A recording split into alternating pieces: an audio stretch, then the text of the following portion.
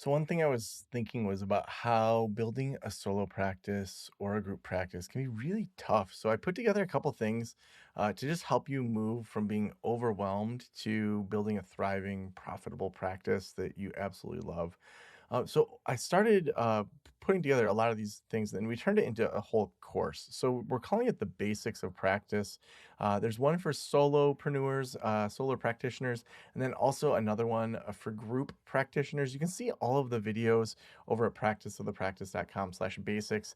But just like some of the lessons that are in there is we talk about private practice mindsets. We talk about exactly how to have the exact steps for establishing a successful group or solo.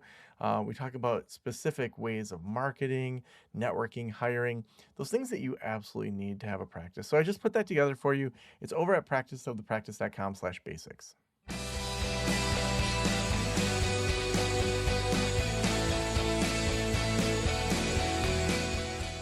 This is the Practice of the Practice podcast with Joe Sanok, session number 1402.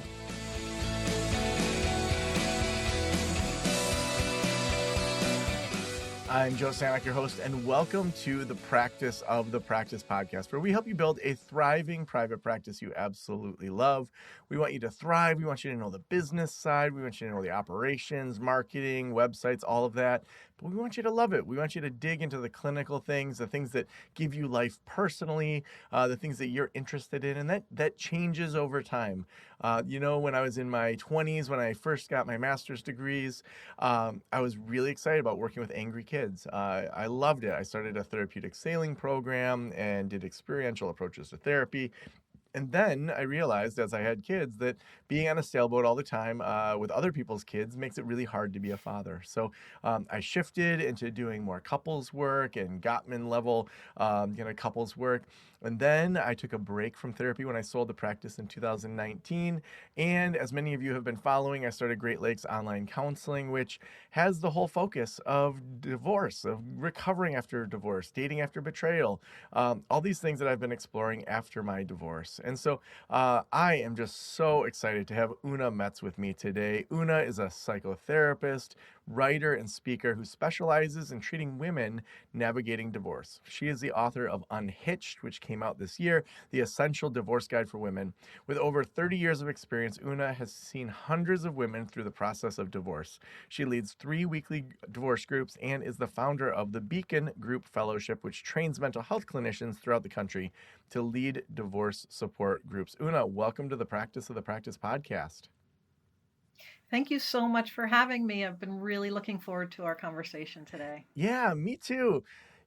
I was raised Catholic, and in my dad's big Polish family, the only person that got divorced was one of my uncles who was married to someone that had major, major mental illness things. And I won't go into all of that, but major things. Mm-hmm. On my mom's side, very typical Protestant family, the only person that got divorced was a different uncle who married two very unstable women. He had some instability earlier in life that he got help for. So the message I received is, you're only allowed to get divorced when things are really, really crazy.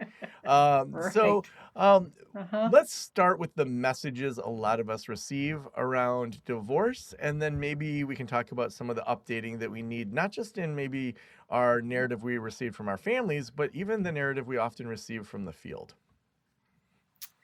Oh, absolutely. I'd love to talk about that. It's funny when you were saying that, I was thinking that that's a lot of the ways that people, family talk to them about therapy too, right? Mm, You can go to therapy if you have something absolutely horrendous that happens, or if you're like a crazy person, then you yeah. can go to therapy, but otherwise don't go.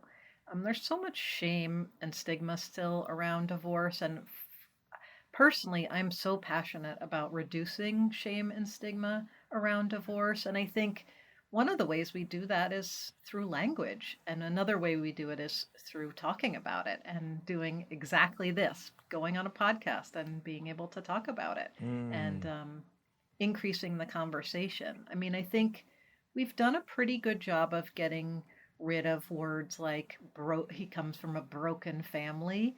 mm, We're not using those words anymore, but I still hear the words failure, the marriage failed. Mm. And I'm really committed to trying to change language because I think language reflects culture and culture reflects language. And what if we talked about a family that was restructured or Mm. a life transition? Divorce is a life transition. It's not necessarily a failure, but it's more of a life transition. So um, I'm with you. I'm with you. Yeah. Now, did you need to have some kind of relearning in that area, or were you from a family that this was sort of an approach that they had? um, I'm from a family, I'm from a long line of divorced people. Both of my parents, they got divorced, but a couple of times each, and aunts and uncles, and I even have grandparents that were divorced. So Yeah. I kind of came up with divorce in my family. It didn't seem like something that was so unusual, but it definitely seemed like something I wanted to avoid.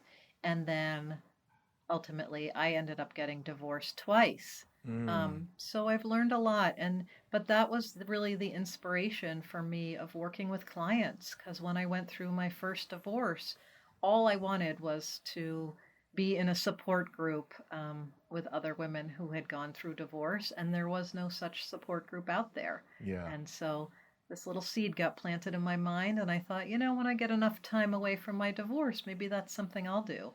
And that's Yeah. how that's how I started my divorce support groups that I lead. It's interesting you say that, the long line of divorce, because I remember in grad school when we had to do a genogram, and I was looking back Uh-huh. at my mom's side, and my great grandparents, they got divorced after about 20 years or so of marriage.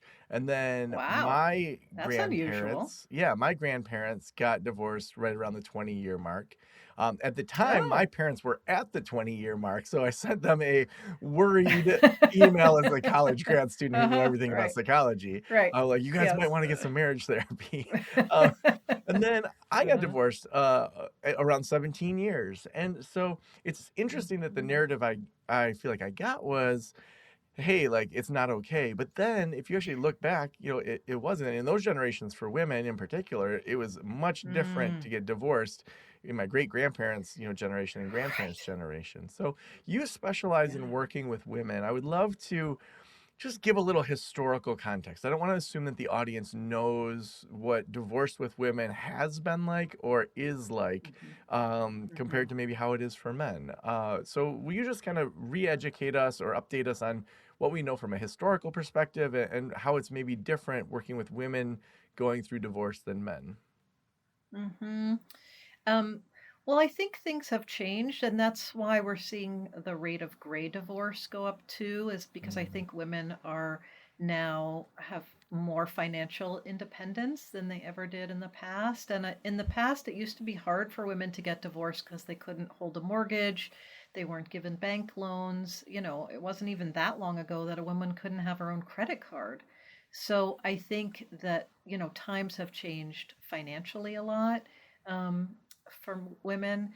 And, the divorce rate right now, 70% of divorces are initiated by women mm, in straight couples anyway. So I think I think there are a lot of women who are, um, you know, oftentimes at the 20-year mark, at the 25-year mark, raising kids, mhm. um, and then looking at their partner and realizing that they want something different for their next chapter, um, that they're not getting their needs met. And I would love, because I see a lot online about this. I mean, I in grad school, and my mom's a school nurse. I never learned about Mm-hmm. perimenopause and menopause and just the hormonal Mm, shifts of reevaluation of life yeah. that often happen from 35 to 50. Can you talk Mm-hmm. to that 70% of divorces being initiated by women? Can you break that down a little bit as to, what do we know in regards to factors? What do we know in regards to Mm-hmm. just like why? And yeah, I would love to Mm-hmm. just have you parse that out a little bit. Yeah. So, I think in the old days, not so old days, but recent times, people said that there were three main causes of divorce, and the main causes we called them the three A's. It was abuse, addiction, and affairs. And I Mm, think those three are pretty prevalent now. What I'm seeing in my practice here in Boston, and I've seen literally hundreds of women through the divorce process in the 15 years I've been running these support groups. But what I see are a couple of more nuanced things.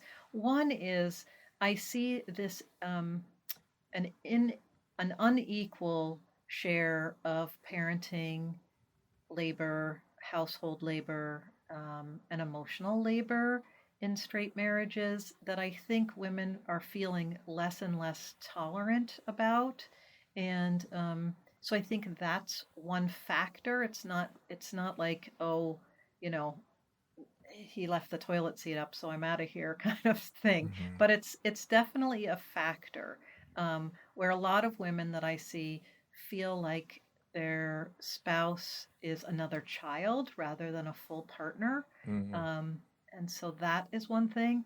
I think also women still tend to be more active in relationships, more active in starting, maintaining, and ending relationships. So sometimes I have women where their husbands have really left the marriage, but they're still sitting on the couch. They have left kind of the spoken and unspoken vows of the marriage, either through infidelity or through financial abuse or just through a passivity or just not being willing to work on it, but they're not willing to initiate a divorce. Mm-hmm. And so women end up being the ones who initiate, who kind of bear that work too, and who end up being the ones who initiate it, even if they want to keep the marriage going. If they feel like they kind of have hit a brick wall and their spouse won't participate, then they have to do the work of initiating as Mm-hmm. well. It sounds like what you're saying is that the woman is more likely to speak the unspoken, and Yeah, to call what's really happening. Um, yeah, so maybe the stats show, yeah, the woman was the one that spoke up, but the reality was like it right. wasn't a thriving marriage anyway. Exactly. The marriage was kind of over, Mm-hmm. right? And she was the one who had to initiate it. Yeah. Mm-hmm. Yeah. I think that happens in a lot of cases. Yeah. So, So yeah. so when you look at, and I'd love to talk kind of about the things that you cover in your book, Unhitched. Yep. Um, when you work with women, are there particular phases we see that they go through, or kind of typical things, or is it like take us through kind of that essential divorce guide, like the kinds of things not only that are in the book, but Hmm. what you also see in your clinical practice? Yeah. And just to say that the book really walks people through the emotional journey of divorce, and it starts on kind of day zero or day even -0, when it starts when somebody tells you that they're going to initiate divorce, so the divorce has been initiated, or when you make the decision, and then it walks you through kind of each and every phase about then how do you prepare yourself, how do you care for yourself, how do you create a team to help you with that? How do you tell people? How do you tell your kids? How do you care for your kids during this incredible transition? How do you renegotiate your boundaries with people? How do you manage your feelings? And then on to um, creating a new identity and dating after divorce. So it Mm. really goes from like the very beginning to the very end and beyond of the divorce process. Well, it's With nice. So your book ends with kind of moving into dating, and my book, Yeah. Dating After Betrayal, kind of starts there. So I think we're a great tag Uh-huh. team there. So, Oh, uh, good, good, good. yeah, because it really Okay. started Part like kind of two. from the moment you start to dip your toes back in, up until Yeah. you're kind of ready for a partner. So Yeah. maybe the Yeah. third book we'll Yeah. collaborate on. So. That's right. That's right. So Right. take us through some of that. So a woman initiates divorce statistically, or maybe it's initiated with her, or like day zero. Mm-hmm. In that early phase, like what are some of the things that you've noticed that are kind of essential to pay attention to early on? Mm-hmm. So, in my book, I've developed a 5 phase model of divorce grief, and I really take people through each and every phase. And I think that beginning phase I call heartbreak. And that's really when, the bomb has dropped, whether you're the one dropping it or it's being dropped upon you. And I think the most important thing in that stage is really just focusing on eating and sleeping, Mm-hmm. just managing your central nervous system. I mean, it can be just so incredibly stressful, so heartbreaking, and so chaotic at that point. And so people just really need to focus on managing how they're eating and sleeping to try to get through each and every day. Yeah. No, that's such good advice. I remember, so we were on the road in a camper during the pandemic, and it was in the middle of that the bomb was dropped, and Ooh. I would wait, and I wasn't gonna just leave her in California, so I was getting her an apartment, Mm. getting her a car, and like sleeping in the same bed as her, as I know this thing's falling apart before we had Oh, even told the right. kids, and knew that I would Yeah. be driving the kids across the country home, and she'd be staying in California. And Ooh. so that idea of like, how do I just get through the day? Yeah. Every Yeah. morning I needed to, like, I would, as soon as the sun hit my eyes, like I had a millisecond where it was like I forgot what was happening, then I couldn't go back to Yes. sleep. Yep. And then Yep. it was like I had to meditate, I had to journal, I had to. For Mm. me, I threw the Yeah. coins doing the I Ching with Taoism. I Oh, yeah. I had to love go the I for Ching. like a long walk, listening to Rage Against the Machine. Had to like plank Yep. to just like make my body feel something. Yes. Um, and Yep. I had to have that like 2 hours in the morning just to function. And now they're Just to just get tools yourself that I'm like, together. okay, I can pull on Hmm. planking, I can pull on long walks Yep. listening to Rage Against the Machine. But at the time it was like what you're saying, like I can only focus on this and keeping my business alive. Hmm. Yep. Yep. Yeah. Absolutely. So I think yeah, from go there. ahead. Oh, go ahead. No, go. I was just going to go into the second stage, but do you Please want to do. say more That's about what I the was going first to ask stage? you. Okay. Yeah, yeah, yeah. Oh, good, good. I think the second phase I call the roller coaster. It's Mm, the roller coaster of emotions where you're feeling everything and so intensely. I mean, I think divorce brings up so many feelings. People are feeling angry and sad and regretful, and but then also mixed in with a little relief, yeah. right? Or a little joy at moments. And sometimes it's expected and sometimes it's unexpected. And I think so important as therapists that we just really normalize, that we go on that ride with our clients and really Mm, normalize, like, of course, this is how you're feeling. And this is not going to be how you feel forever. But of course, you're feeling this right now. And to also really hold the space for clients having very nuanced feelings, right? And so you can, during the roller coaster phase or any phase of divorce, really, you can have two seemingly opposite feelings at the very same time, right? yes. So I'm so angry with my ex and I miss them, right? Yeah. And I think it's really important. One of our really important jobs is to be able to hold those two things, which seem opposite but can exist side by side all the time. Yeah, I love that you advise therapists to just go on that ride. Like, you don't have to Yeah, fix it. You don't have to tell them, here's no, what you could do to get rid of that feeling. That just like right. let the feelings No. come up. Yep, yep. And Mm. understand that your client might be just dissolved in tears one week, and the next week when you see them, you're bracing yourself for the session. They come in, they're like, "Hey, I had a good day." Yeah. And you're like, "Okay, good, good." And then, they're thinking, "Oh, I'm over it." Nope. And then the next week they come in a rage, right? Yeah. And like, it's okay. They're gonna have all those feelings and just be with them. And so many new Yeah. things can emerge in that process of depending on where they're at in the divorce or mediation or Oh, kids or co-parenting yes. when you're early on in that So many separation. things. What comes Yeah, after the roller yeah. coaster? After the roller coaster, I really think comes mending. And that's a time where, you might be through most of the legal and financial parts. You've spent so much energy on your marriage, on your divorce, and mending is a time where you turn back towards yourself and you Mm. can spend a little time on yourself and your self care. You might not need to spend 2 hours a day on your self care just to get going, but you've got some really good things going. You've developed some really good routines for yourself so you know how to take care of yourself and to refocus on yourself, because I Mm. think the focus is so much on the other during a divorce. Mm. And mending gives you a chance to focus on yourself. Yeah. So that roller coaster, depending on how long all of the filings take, Hmm. that can be a long phase. I think the roller coaster is oftentimes the longest phase, and that's a tough one.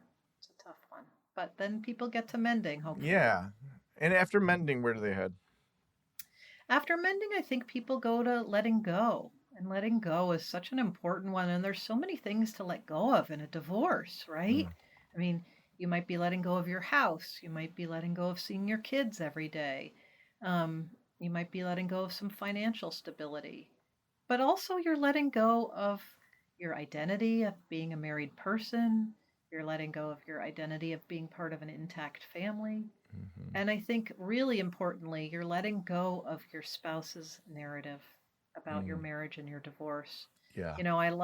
I had a friend once who had a refrigerator magnet on her refrigerator and it said, let go or be dragged. Mm. And I think about that often, Yeah. if I'm working with a client and they're already divorced, but they are holding on to that anger and that bitterness, Hmm. right? About what happened, that's going to hurt them too. It may not hurt their spouse, but it's definitely going to hurt them Yeah. to be holding on so much. So there's a lot to let go of. And I don't think the letting go can happen until the other phases have happened, Yeah. right? Until you've experienced all the feelings in roller coaster and done some of the work of mending. Yeah. And sometimes the letting go can be really hard if you have ongoing conflict in co-parenting or ongoing conflict in Yes. depending on the health of the other person or lack Yep. thereof. If you're still Yep. getting new hurt, that's where I think it can be Yep. really hard for folks to let go. Really, really, really hard. And in that case, I really help people to focus on what's the current situation Mm. that's going on that you may have feelings on, but letting go of what happened in the past in the marriage, right? Mm, And yeah. then, and that those can be so hard to tease apart because oftentimes they're so connected. But Yeah. how do you manage your co-parenting relationship? That's such a tough one.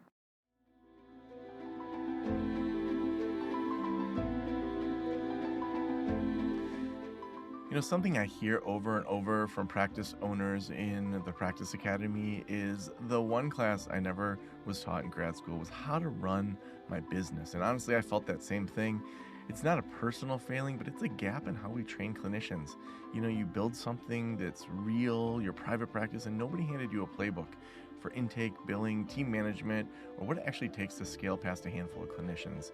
That's what Valent is built for. Valent is the EHR designed exclusively for behavioral health group practices. With 2 decades of experience, 13 million clients engaging in their EMR, and 28,000 providers using their platform, Valent offers the tools that close the gap in your documentation, billing, and operations. Also, they include AI that handles the admin work so that your team will stay focused on your clients. Valent created a free interactive resource specifically for group practice owners like you. It's called Breaking Through the Growth Ceiling. It's called Breaking Through the Growth Ceiling. In literally 5 minutes, it pinpoints your biggest bottleneck right now with a 90-day playbook to fix it. It is awesome. So if you want to break through the ceiling of growth that you feel like you just haven't been able to break through, grab that for free over at valent.io/Joe. That's valent.io/Joe. Valent is spelled VALANT.io/Joe.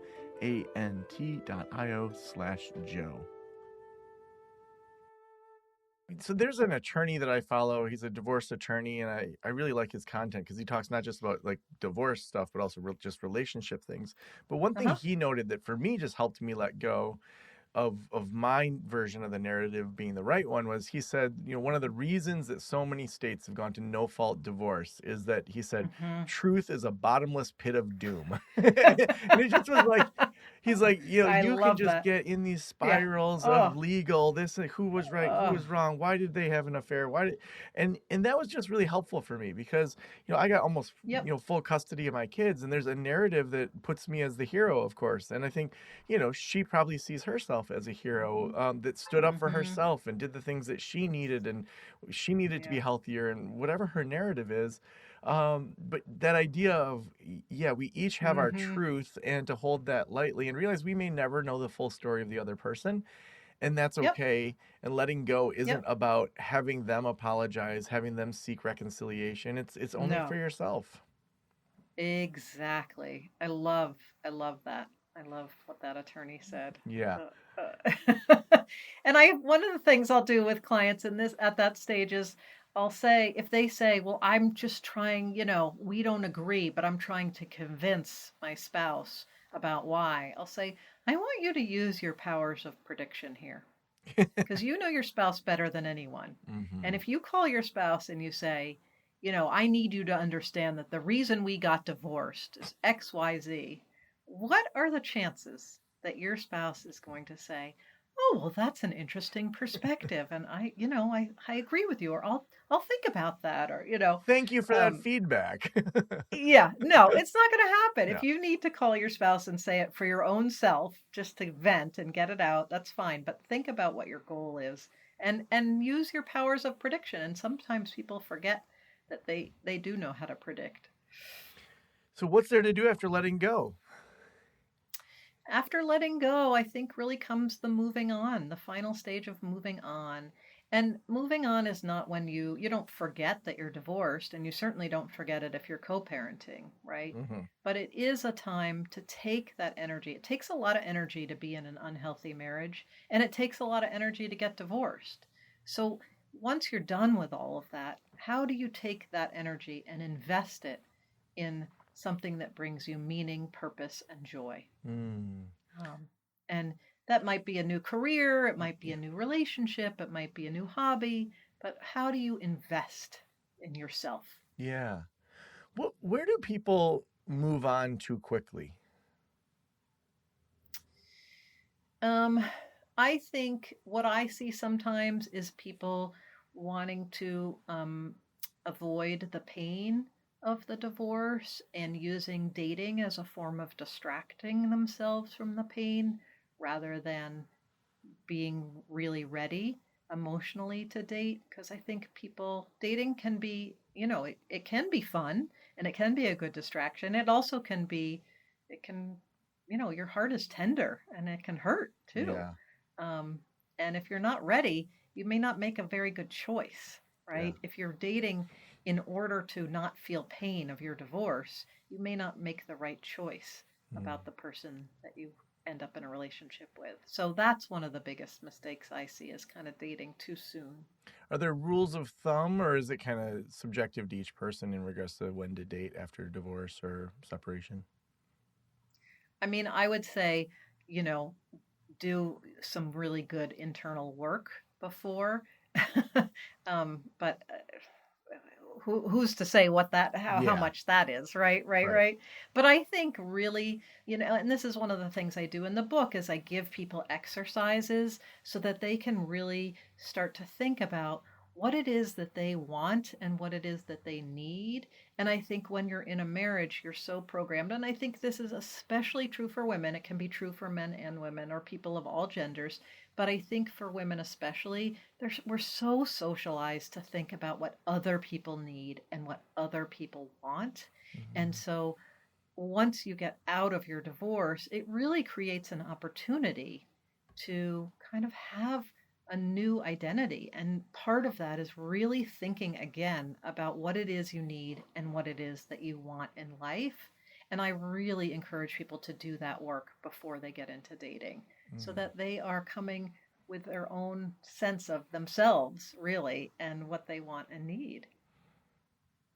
I'm wondering, when you look at co-parenting, and I know that it definitely depends on the mental health of each person, the amount each person self-actualizes. So this is Mm-hmm. sort of a setup for a question that's hard to answer. But Mm-hmm. what works in co-parenting?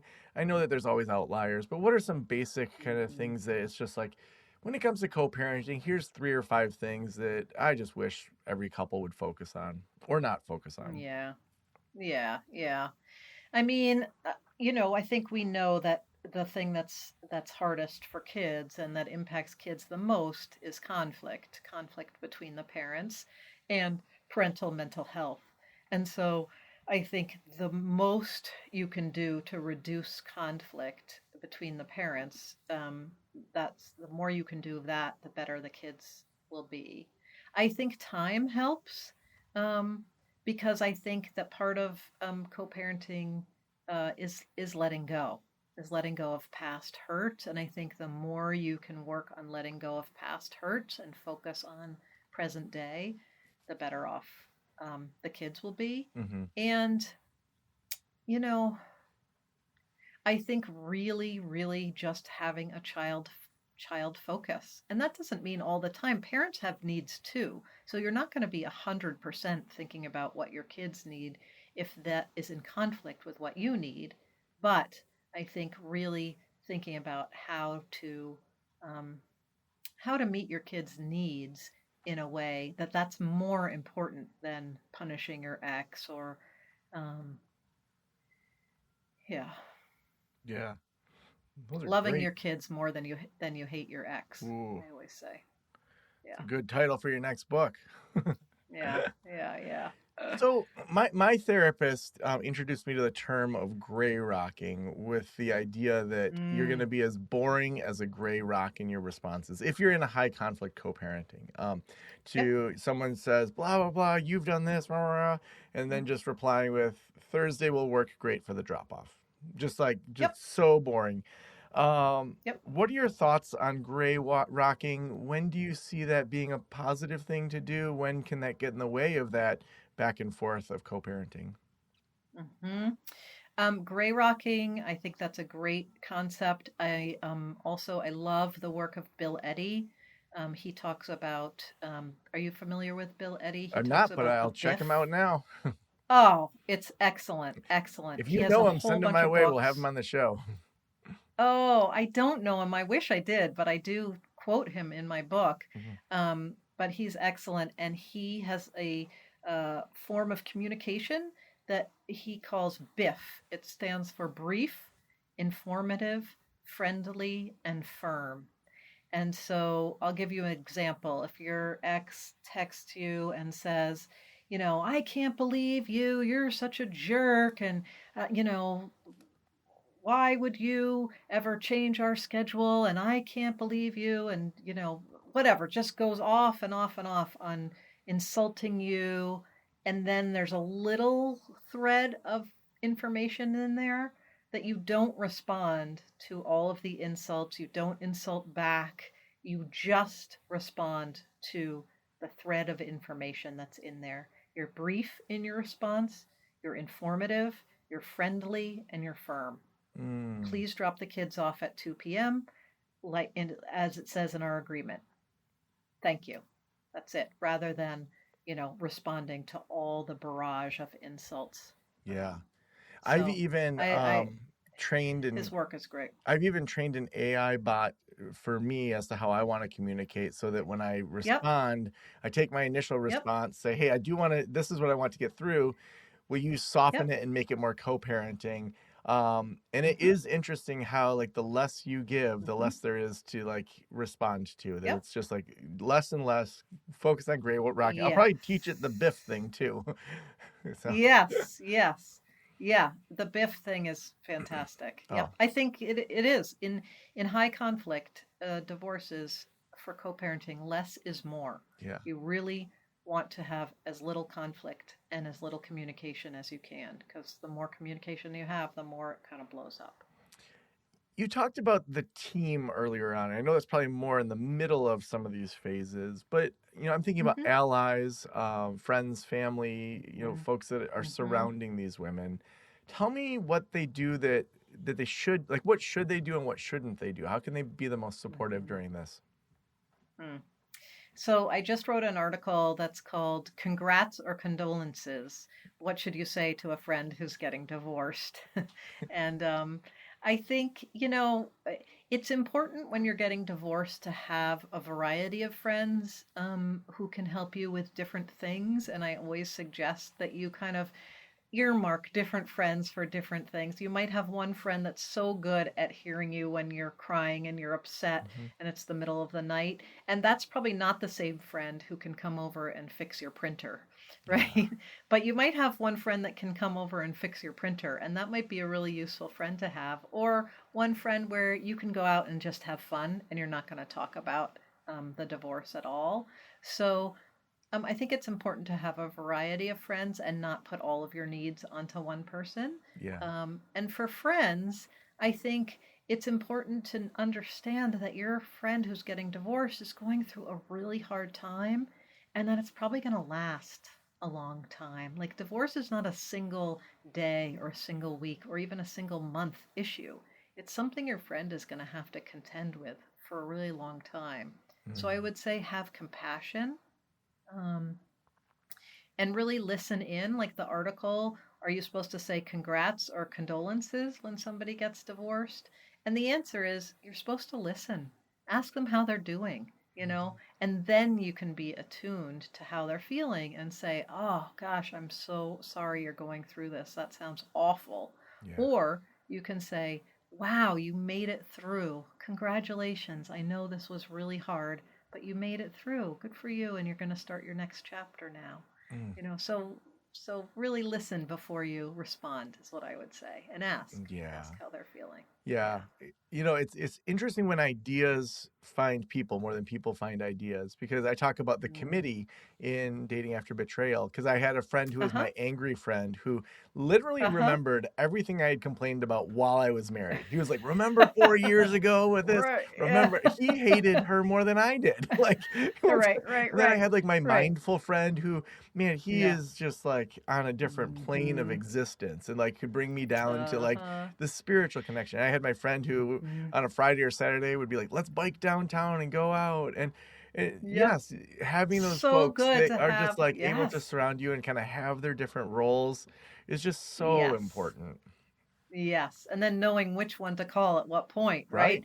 Because if you're in a moment where you don't want to be angry and you call your angry friend, they may not be able to It may not be be the best mindful. one. Yeah. Right? Oh, well, this Um, has been wonderful. My last question I always ask is, if every private practitioner in the world were listening right now, what would you want them to know? um, I hope that more people will get trained in group therapy. I love group therapy. I do think it's a specialized training, and so I hope more people will do that. It's a wonderful modality. Can I say two things? Yeah, please Am I do. allowed to say two things? Okay. And then the other more general thing I want to say is we sit down for our work, and it's really important that you move your body. Mm, And you have to schedule that in. I don't care what kind of moving it is that you do with your body, but I think we have to move our bodies so that we don't have absorb everybody else's emotions mm. into our bodies. So Oh, move your body every single day. Um, in whatever way feels good to you, but make mm. sure you do that. Una, so great. If people want to get your book, if they want to follow your work, get training, where should we send them? So, my book, Unhitched, The Essential Divorce Guide for Women, is available on Amazon and Barnes and Noble and bookshop.org, or hopefully your local bookshop. And it's available in audio version, ebook, and paperback. And I have a ton of free resources on my website, which is oonametz.com. That's OONAMETZ.com. I have a ton of articles and financial and legal resources and mental health resources. So feel free to go hang out there on my website anytime you want. Mm. Una, thank you so much for being on the show. Oh, thanks so much for having me. It's been a pleasure.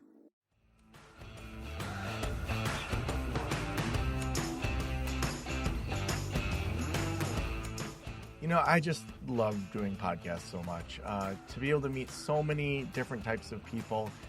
If you want help with your idea, Podcast Launch School, we have so many free resources over there if you are thinking, maybe I want to be a podcaster. So our team, you may not know this, supports lots of mental health podcasters. And so if that's in the cards for you this year, we'd love for you to reach out to us over at Podcast Launch School. It's a place that we have been able to just bring together. I think we've probably managed 20 or 30 podcasts at this point. So if that's in the cards for you as a listener and you're thinking, I want to explore that a little bit, we'd love for you to reach out to us. Also, we couldn't do this show without our sponsor. Hey, special thanks to Valent today for sponsoring this show.